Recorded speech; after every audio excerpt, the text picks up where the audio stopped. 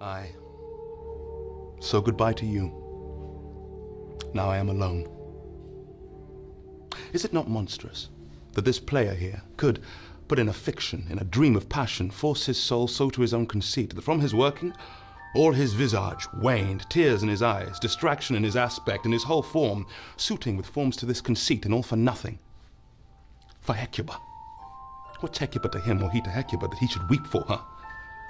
What would he do, had he the motive and the cue for passion that I have? He would drown the stage in tears, and cleave the general ear with horrid speech, make mad the guilty and appall the free, confound the ignorant, and amaze indeed the very faculties of eyes and ears. Yet I, a dull and muddy-mettled rascal, peaked like John o' Dreams, I'm pregnant of my cause and can say nothing, no, not for a king upon whose dear life a damned defeat was made. Am I a coward? Who calls me villain? Breaks my pate across, tweaks me by the nose, gives me the lie as deep as in the throat. Who does me this? It cannot be. But I am but a pigeon-livered and lack gall to make oppression bitter, or ere this I should have fatted the region kites with this slave's awful villain. Bloody, bawdy villain. Remorseless, treacherous, lecherous, kindless villain.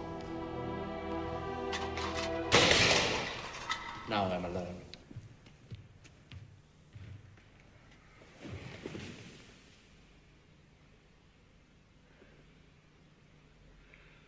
Oh, what a rogue and peasant slave am I.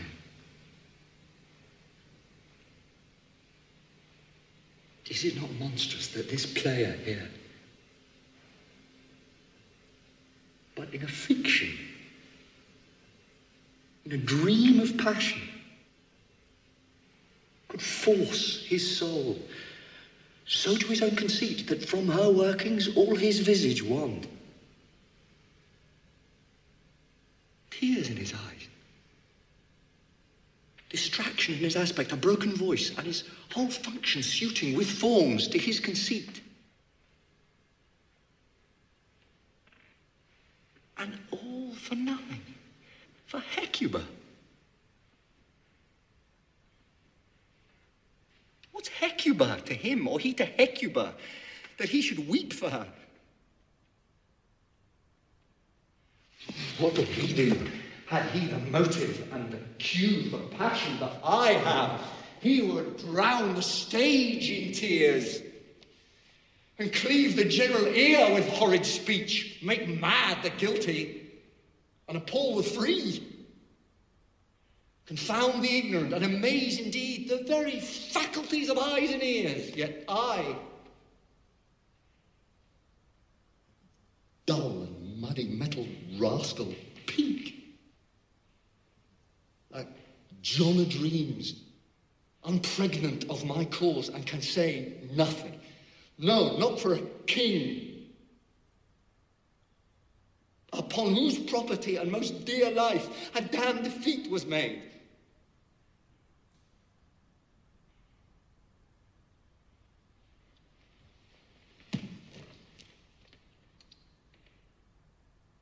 Am I a coward?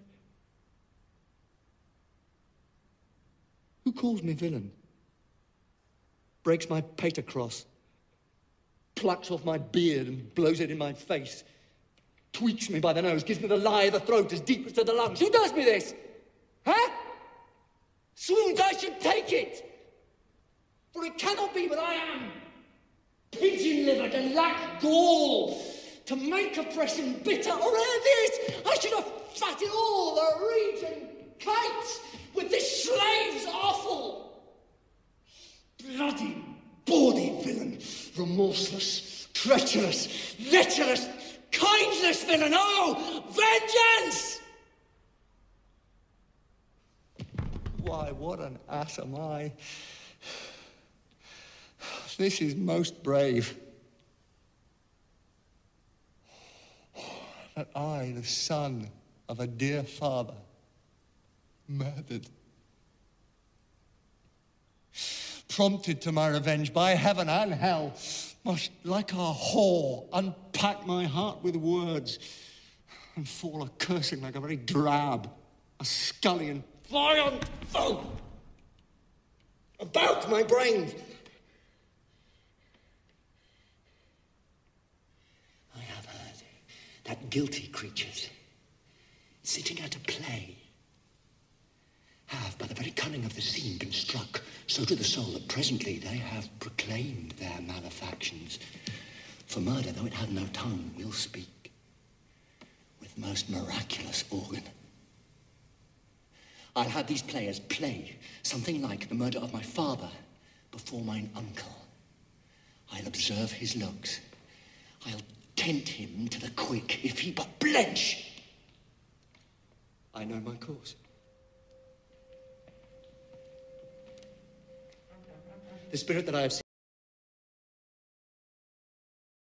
Oh, that this too solid flesh would melt, thaw, and resolve itself into a dew. Or that the everlasting had not fixed his canon against self-slaughter. Oh, God. God! How weary, stale, flat, and unprofitable seem to me all the uses of this world. Fie upon it. Oh, fie, 'tis an unweeded garden that grows to seed. Things rank and gross in nature possess it merely. That it should come to this. But 2 months dead. Nay, not so much, not 2. So excellent a king that was to this, Hyperion to a satyr. So loving to my mother that he might not but deem the winds of heaven visit her face too roughly. Heaven and earth must I remember. Why, she would hang on him as if increase of appetite had grown by what it fed on, and yet within a month. Let me not think on it. Frailty, thy name is woman. A little month. Or ere those shoes were old with which she followed my poor father's body, like Niobe, all tears, why she... Oh God, a beast at once, discourse of reason would have mourned longer. Married with my uncle! My father's brother! But no more like my father than I. To Hercules. Within a month. Ere yet the salt of most unrighteous tears had left the flushing in her galled eyes, she married a most wicked speed, to post with such dexterity to incestuous sheets. It is not, nor it cannot come to good, but break my heart, for I must hold my tongue.